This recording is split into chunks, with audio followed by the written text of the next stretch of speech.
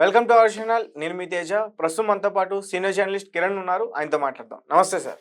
నమస్తే అమ్మా. So AP fibre net సంబంధించి ఇందులో కరప్షన్ జరిగింది, చాలా కోట్లు మోసం జరిగింది. అండ్ ముఖ్యంగా ఇందులో వైఎస్ఆర్సీపీ పార్టీకి చెందిన ఒక ముఖ్యమైన నాయకుడి పేరు వినిపిస్తుంది, విజయసాయి రెడ్డి గారు. సో అందులో ఆయన ఇన్వాల్వ్ అయ్యి ఉన్నారు అని చెప్పేసి ఒక మాట అయితే బయటకు వచ్చింది. అండ్ ఇంతకుముందు కూడా ఇదే కేసుకి సంబంధించి చంద్రబాబు నాయుడు గారు అరెస్ట్ అయ్యారు. ఈ విషయం అందరికీ తెలిసిందే. ఈ కేసులో ఆయన కూడా ఇన్వాల్వ్ అయ్యి ఉన్నారని చెప్పేసి. అండ్ ఇప్పుడు కొత్తగా ఈ విజయసాయి రెడ్డి గారి పేరు అయితే బయటకు వినిపిస్తుంది. మరి ఏంటి, అతను అరెస్ట్ అవుతారా? అసలు ఈ కేసుకి సంబంధించిన డీటెయిల్స్ ఏంటి? అంటే తీగలాగితే డొంక కదులుతోంది అన్నట్టుగా ఉంది ఈ వ్యవహారం. ఈ వ్యవహారంలో ఈ మధ్యకాలంలో జీవీ రెడ్డి దీనికి ఫైబర్ నెట్ చైర్మన్ అయ్యాడు. అయినప్పటి నుంచి ఆయన లోతుపాత్రన్ని చూస్తూ ఉంటే విస్తుపోయే అంశాలు బయటపడుతున్నాయి.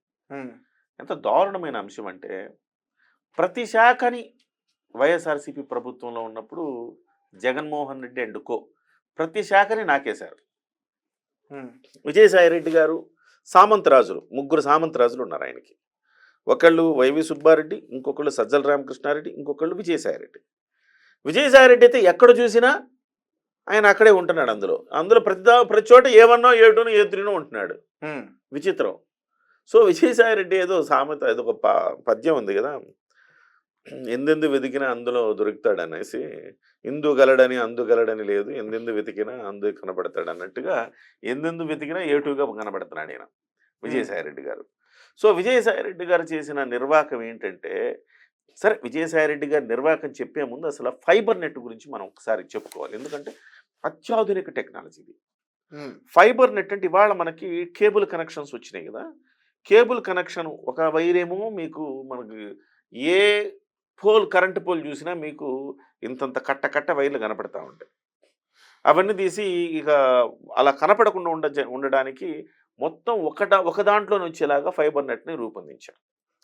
ఇంటర్నెట్ అందులోనే వస్తుంది, టెలిఫోను అందులోనే వస్తుంది, టీవీ కనెక్షన్ అందులోనే వస్తుంది.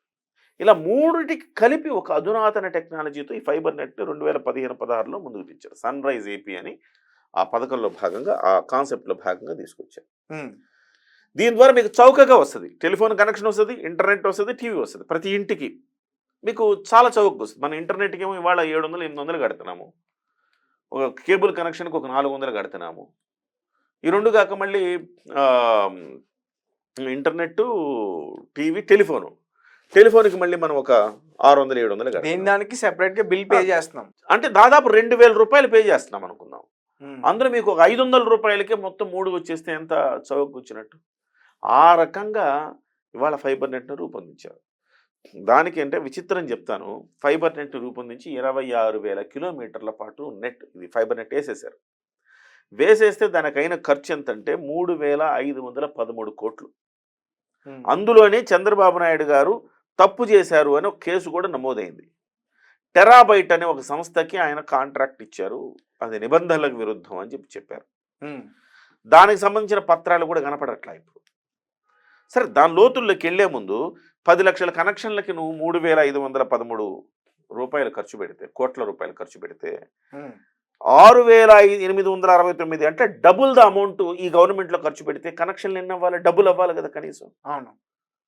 అంటే 10 లక్షలు ఉంటే కనీసం ఇంకొక 3,000కు ఒక 10 లక్షలు వచ్చినాయి అంటే ఇంకొక 6,000 ఖర్చు పెడితే ఇంకొక 20 లక్షల కనెక్షన్లు రావాలా, 30 లక్షల కనెక్షన్లు రావాలా. కానీ అయింది ఏంటంటే 5 లక్షల కనెక్షన్లకు పడిపోయింది. అంటే వీళ్ళ నిర్వహణ సరిగా లేక 5 లక్షల మంది వదులుకున్నారు కనెక్షన్. అదే సమయంలో మీరు అంతకుముందు అంటే దాదాపు 108 మంది ఎంప్లాయీస్ ఉండేవాళ్ళు, 40 లక్షల రూపాయలు జీతాల రూపంలో చెల్లించేవారు గత ప్రభుత్వంలో. ఎంప్లాయీస్ ఎంతమంది అయ్యారు? 1,300 మందికి పెంచారు ఎంప్లాయీస్ని. 4 కోట్ల రూపాయలు జీతం ఇస్తున్నారు ఇప్పుడు. 4 కోట్ల రూపాయలు ప్రతి నెల అందులోంచి జీతాలకు కట్ అవుతుంది. అంటే నువ్వు 40 లక్షలు ఉన్నది అంటే 10 రెట్లు పెరిగిపోయిందిగా జీతాలు. అంటే ఆ కనెక్షన్లు కూడా 10 రెట్లు పెరగాలిగా, అంటే 1 కోటి కనెక్షన్లు అవ్వాలిగా. అవును. విచిత్రంగా 5 లక్షల కనెక్షన్లు అయ్యాయి. ఇదే కదా చెప్తా ఉంది. వీళ్ళు ఎంత నెల 4 కోట్ల రూపాయలు అంటే మీకు ఆల్మోస్ట్ 5 ఏళ్ల పాటు ఇట్లా డ్రా చేశారు 4 కోట్లు. సో 100 కోట్ల రూపాయల కుంభకోణం జరిగింది ఇక్కడ. ఎట్ ద సేమ్ టైం ఇంకొక విచిత్రమైన అంశం ఏంటంటే అందులో చంద్రబాబు నాయుడు గారి మీద కేసు పెట్టారు అని చెప్తున్న ఈ అంశంలో ఆ పత్రాలు దొరకట్లేదంట. ఆ పత్రాలు ఎవరు మాయం చేశారని చూస్తే శాంతి గారు అనే మాట విన్నారు ఇంతకుముందు, దేవాదాయ శాఖలో శాంతి గారు. ఆ శాంతి గారి సిస్టర్స్ ఇందులో ఉద్యోగస్తులట. కొత్త ట్విస్ట్ ఇప్పుడు ఫ్యామిలీని పోషించేశాడు విజయసాయి రెడ్డి. శాంతి గారికే జాబ్ ఇప్పించడంలో ఆయన పాత్ర ఉంది అంటారు. అది ఎంతవరకు ఉందో మనకు తెలియదు. ఆ వ్యవహారాలు అవన్నీ ఆ భాగవతాలు అందరికీ తెలిసింది. ఇప్పుడు మళ్ళీ కొత్తగా మనం మాట్లాడుకోవద్దు. వాళ్ళిద్దరు సిస్టర్లకు కూడా ఇక్కడ జాబ్ ఇచ్చాడట. శాంతి గారు కాదు, శాంతి గారి సిస్టర్స్. శాంతి గారి సిస్టర్స్ ప్రియాంక, ప్రియదర్శిని. ప్రియాంకకేమో కంప్యూటర్ ఆపరేటర్గా, ప్రియదర్శినికేమో లీగల్ వ్యవహారాల్లో జాబ్ ఇచ్చారు. ఈ లీగల్ వ్యవహారాల్లో జాబ్ ఇస్తే ఆ పత్రాల గిత్రాలన్నీ పట్టుకెళ్ళిపోయి ఆయన విజయసాయి రెడ్డికి ఇచ్చేసింది ఆమె. సో ఆ రకంగా ఇవాళ వెతికితే ఆ పత్రాలు కూడా దొరకట్లేదట. దీని మీద ఎంక్వైరీ చేస్తున్నారు. మొత్తం అన్నీ కూడా మొత్తం తీగలాగితే డొంకంతా కదులుతోంది. విజయసాయిరెడ్డి భాగవతం కూడా మళ్ళీ బయటికి రాబోతోంది. ఇందులో విజయసాయిరెడ్డి A1 ఉంటాడా, A2 ఉంటాడా చూడాలి. అంతే తప్ప ఖచ్చితంగా ఏలో 1, 2, 3 ఉంటాడు డెఫినెట్గా. ఈ మొత్తం మీద శాంతి గారి వ్యవహారం మళ్ళీ చర్చకు వచ్చింది. వాళ్ళ శాంతి గారి భర్త మళ్ళీ లోకేష్ గారి దగ్గరికి వెళ్ళారు. 20 కోట్ల ఆస్తిపాస్తులు సంపాదించిందండి ఆవిడ. ₹1,00,000 శాలరీ వచ్చి ఆవిడ 20 కోట్ల రూపాయల ఆస్తి ఎట్లా సంపాదిస్తుంది? దయచేసి ఈ 5 ఏళ్లలో దయచేసి ఎంక్వైరీ చేయండి, ప్రభుత్వ ధనం దుర్వినియోగం అయినట్టే కదా అని చెప్పేసి ఆయన మళ్ళీ లోకేష్ గారి దగ్గరికి వెళ్ళాడు. డెఫినెట్గా విజిలెన్స్ ఎంక్వైరీ ఆమె మీద ఎంక్వైరీ పడుతుంది. తర్వాత సాయిరెడ్డి మీద ఈ అన్ని వ్యవహారాల్లో ఎంక్వైరీ పడుతుంది. ఫైబర్ నెట్ అనేది ఒక ఉదాత్తమైన, ఒక అద్భుతమైన ఒక టెక్నాలజీని తీసుకురావాలన్న ఒక ఆలోచన చేస్తే దాన్ని ఈ రకంగా పిండుకున్నారు. ఎక్కడికి దొరికితే అక్కడ నాకేసారు. అన్ని శాఖల్ని పిండుకున్నారు. ఎక్కడ దొరికితే అక్కడ ఏదో ఒక రూపంలో పిండుకోవడమే. ఈ 1,300 మంది ఎంప్లాయీస్ ఎవరు అనుకుంటున్నారు? ఫైబర్ నెట్కి పనిచేసే వాళ్ళు కాదు. విజయసాయిరెడ్డి డ్రైవరు, ఆమె శాంతి డ్రైవరు. ఇట్లా అంటే ఉదాహరణ చెప్తున్నా. ఎక్కడ పెడితే నీకు ఉద్యోగం లేదా, సరే ఆడ పెట్టుకో, ఫైబర్ నెట్లో పెట్టేద్దాం, డబ్బులేమో ఫైబర్ నెట్ నుంచి వెళ్తాయి. వాడెక్కడో పనిచేస్తుంటాడు. పార్టీ వాళ్ళకో, పార్టీలో ఒక నాయకులకు, వాళ్ళకి పనిచేస్తుంటాడు. దుర్మార్గం. ప్రజాధనం అంటే లెక్కలేదు. దోచేశారు, నాకేశారు. సుమారు ఎన్ని కోట్లు సార్? దాదాపు కొన్ని వేల కోట్లు ఉంటుందండి. ఇప్పుడు 6,869 కోట్ల రూపాయలు వాళ్ళు ఖర్చు పెట్టారన్నారా. ఇవి కాకుండా లక్షల సెటప్ బాక్సులు మాయమైపోయినాయంట. ప్రతి ఇంటికి ఒక సెటప్ బాక్స్ ఇస్తారు కదా, 10 లక్షల కనెక్షన్ అంటే 10 లక్షల సెటప్ బాక్సులు ఇచ్చేశారు. ఇంకో 10 లక్షలు పెట్టున్నారంట రెడీగా నెక్స్ట్ వెళ్ళటానికి, ఇవ్వటానికి, కనెక్షన్లు పెరిగితే ఇవ్వటానికి. కనెక్షన్లు తగ్గిపోయినాయి కానీ ఈ సెటప్ బాక్సులు 10 లక్షలు కూడా కనపడలేదండి. కనెక్షన్లు తగ్గినప్పుడు ఈ సెటప్ బాక్సులు ఎట్లా మాయమైతాయి? ఇంకొక 10 లక్షల సెటప్ బాక్సులు తెచ్చిపెట్టున్నారు. అంటే నెక్స్ట్ ఇంకొక 10 లక్షల కనెక్షన్లు ఇస్తే ఇవ్వటానికి. ఈ 10 లక్షల సెటప్ బాక్సులు కూడా కనపడలేదు అంటున్నా. ఆ ఒక 10 లక్షలు ఆల్రెడీ ఇచ్చేశారు.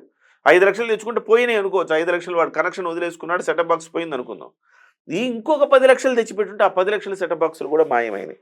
అంటే ఈ 10 లక్షల సెటప్ బాక్సులు మాయమైనాయి. మీరు 6,800 కోట్ల రూపాయలు ఖర్చు పెట్టారు. నెలకి 4 కోట్ల రూపాయలు అంటే 12/4 48 కోట్ల రూపాయలు. అంటే ప్రతి సంవత్సరం 50 కోట్ల రూపాయలు జీతాల రూపేణ. అంటే ఎన్నిసార్లు ఇచ్చారు? ప్రతి నెల 50 కోట్లు అంటే, ప్రతి సంవత్సరం 50 కోట్లు అంటే 5 సంవత్సరాలకు కలిపి ఒక 200 కోట్లు. ఈ 6,800 కోట్లు మొత్తం ఈ వ్యవహారంలో దాదాపుగా కొన్ని వేల కోట్ల రూపాయలు అన్యాక్రాంతమైనవి ప్రజాధనం. దీని మీద ఎంక్వైరీ వెయ్యాలా, నిందితులు ఎవరో తేల్చాలా. డెఫినెట్గా ఇప్పుడు వాళ్ళు ఎవరు ఉన్నారు వాళ్ళని బొక్కలో పెట్టాలి. ఇది ఇవాళ ప్రజలు చూస్తున్న డిమాండ్ కూడా అదే. చూద్దాం మరి ప్రభుత్వం ఊరికే ఈ రకంగా మాట్లాడటమేనా, కఠిన చర్యలు తీసుకుంటుందా లేదా? ఈ ప్రభుత్వం మీద కూడా జనానికి చాలా కోపంగా ఉంది. మీరు ఈ ప్రభుత్వాన్ని, మీ ప్రభుత్వం ఎందుకు తెచ్చాం మేము? 11 మంది, వాళ్ళకి 11 మందే ఇచ్చి మీకు 164 మంది ఎందుకు ఇచ్చాం? కఠిన చర్యలు తీసుకుంటారని కదా. 6 నెలలు అయింది. ఎవరినైనా బొక్కలో వేశారండి? చివరికి రాంగోపురం లాంటి తప్పించుకొని తిరుగుతూ ఉన్నాడు. సో శ్రీరెడ్డి అదే పరిస్థితి. గట్టిగా పవన్ కళ్యాణ్ గారు మాట్లాడారు కాబట్టి ఆ బోరుగడ్డనో లేకపోతే ఆ వర్రా రవీందర్ రెడ్డినో అరెస్ట్ చేశారు. అది ఆయన మాట్లాడకపోతే అది కూడా చేసేవాళ్ళు కాదు. ఇవాళ ప్రభుత్వం కూడా ప్రజలు మనకి ఇచ్చిన బాధ్యత ఏంటనేది చూడాలి. వీళ్ళని అరెస్ట్ చేయడం అనేది కక్షపూరితమైన చర్యగా ప్రజలు భావించరు. ఎస్, వీళ్ళు కరెక్ట్గా ఇలాంటి పనులు చేశారు కాబట్టే కదా వీళ్ళని మనం తప్పించాము, వీళ్ళకి శిక్ష పడాలి అని కోరుకుంటున్నారు ప్రజలు. అధికారులకు కూడా తెలియాలి. అధికారులు కూడా ప్రతి శాఖలో గత ప్రభుత్వం చెప్పినట్టు తల ఊపినందుకు ఆ శిక్షలు అధికారులకు కూడా వేయాలి. డెఫినెట్గా ఆ దిశలో సాగుతుందని మనం ఆశిద్దాం. Right sir. అంటే ఇప్పుడు ఇదంతా ఓకే. అంటే మీరు ఒక కొత్త ట్విస్ట్ చెప్పారు. ఇప్పుడు శాంతికి సంబంధించిన ఇద్దరు సిస్టర్స్ ఇందులో ఇన్వాల్వ్ అవ్వడం. ఫ్యామిలీని పోషించాడు సాయిరెడ్డి గారు. అంటే మరొక విషయం Definitely ఆయన గా. మెడకి చుట్టుకునే అవకాశం అయితే పూర్తిగా డెఫినెట్గా కనిపిస్తుంది. మళ్ళీ ఇదంతా లాగితే అసలుకి వాళ్ళని జస్ట్ వాట్సాప్తో అలా మెసేజ్ చేస్తే వాళ్ళకి ఉద్యోగాలు వచ్చినాయట.